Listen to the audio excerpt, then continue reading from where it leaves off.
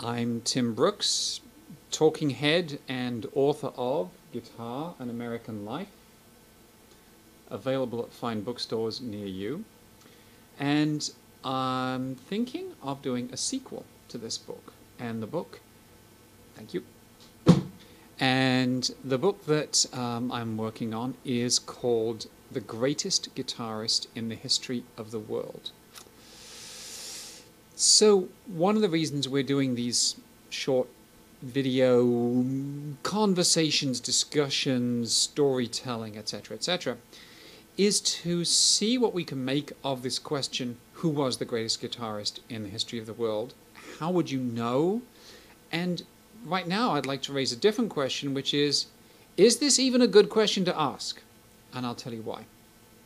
So when I started doing some research for this project, I'm sitting at home, I'm going through YouTube clips, and I come across this clip of John Jorgensen and Tommy Emmanuel, the Australian guitarist, and they're playing together with a small band at a music festival in Colorado.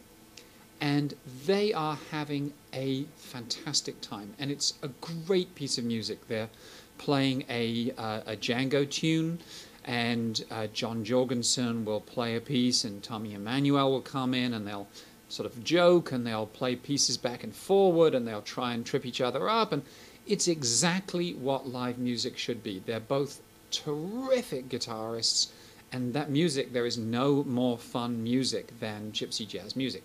So I'm watching this, and I'm kind of going, and suddenly it occurs to me, isn't the single most stupid thing anybody could do at this point to say which of these two is the greater guitarist?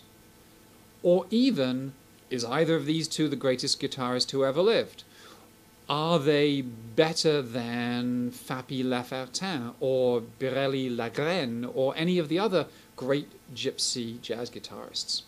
Are they as good as Django? So it seems to me that, in a sense, even asking those questions sort of destroys the mood. It cuts the performance off at the knees. It reminds me of when I was growing up in England. There would always be these pasty-faced, pimply 17-year-old kids.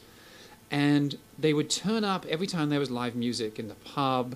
And so the band would be up there on the stage, and the band might be good and they might not be good, but they'd be doing their best to get people dancing and having a good time.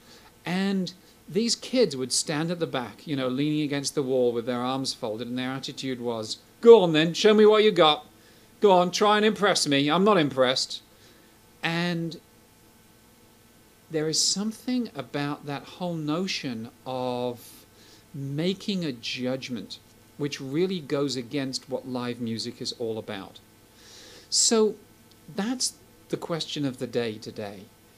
Does it really make any sense to ask whether a person is a better guitarist than another person, or even, and this is a weird question, if a person is, quote, good, unquote?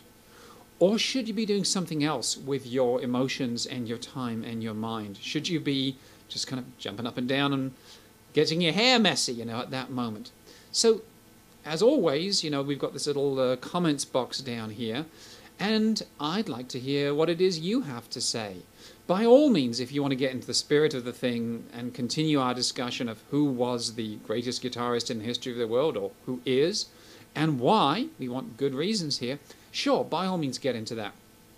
If you have other thoughts on the issue, and you're saying, you know what, this is a foolish question, this is a bogus question, we'd like to hear from you as well, and again, we'd like you to say why.